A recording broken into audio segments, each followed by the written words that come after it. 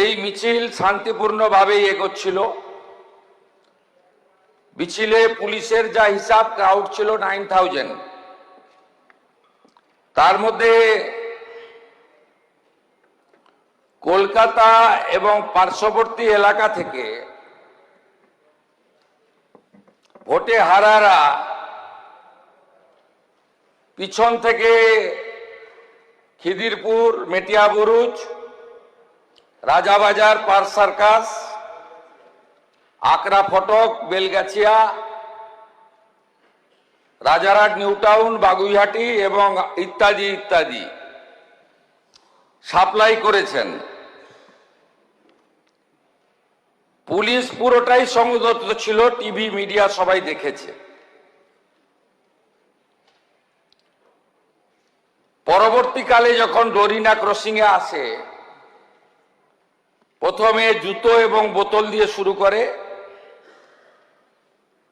তারপরে টার্গেট করে সাংবাদিকদের, কারণ অনেক চেষ্টা করার পরেও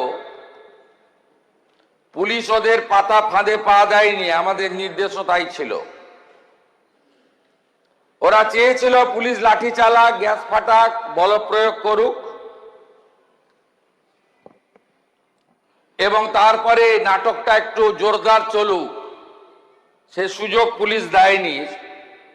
আমি কলকাতা পুলিশকে এবং যারা ডিউটি দিচ্ছিলেন তাদেরকে ধন্যবাদ জানাই।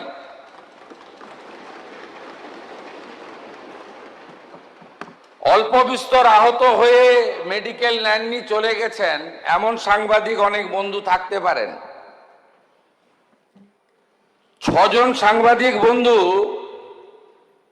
যারা গুরুতর জখম হয়েছেন, রক্তপাত হয়েছে, তারা সরকারি হসপিটালে চিকিৎসা নিয়েছেন।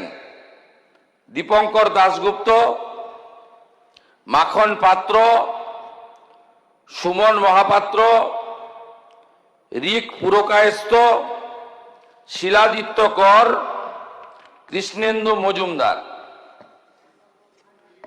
ইতিমধ্যে সাংবাদিক বন্ধুদের কাছ থেকে আমরা লিখিত অভিযোগ পেয়েছি। মোট 6টি মামলা রুজু করা হয়েছে এবং এই মামলাগুলিতে এই বিধানসভা থেকে পাস হওয়া গুন্ডা দমন আইন যুক্ত করা হয়েছে।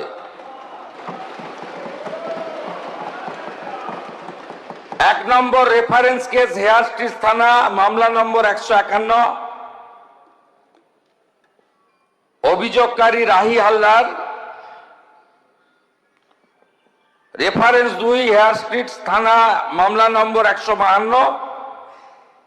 এইভাবে মোট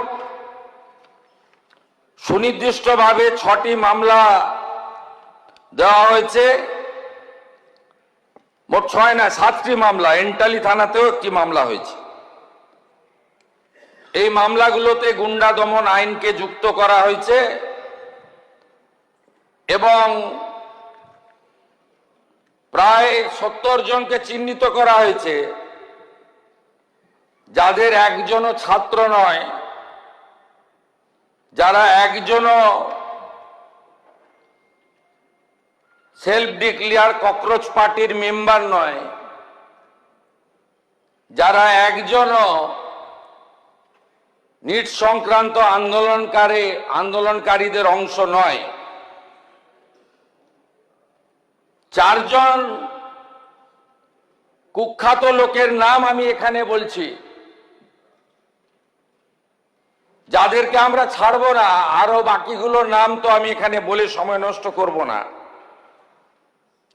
Afroz of Rajabagan, Nahid of Khidirpur, Tanvir and Nizam of Iqbalpur, Rahul Jamal of Watgunge. এই 5টা গুন্ডার নাম আমি এখানে ঘোষণা করলাম। গুন্ডা দমন আইনে এমন ব্যবস্থা নেব যাতে একদিন নয়, এই গুন্ডাদের 3 পুরুষ মনে রাখে। এই জন্যই গুন্ডা দমন আইন এনেছিলাম, এই জন্যই গুন্ডা দমন আইন রাজ্যপাল মহোদয় পাস করেছে। এর প্রয়োজনীয়তাটা কতটা ছিল বাংলার মানুষ দেখেছে।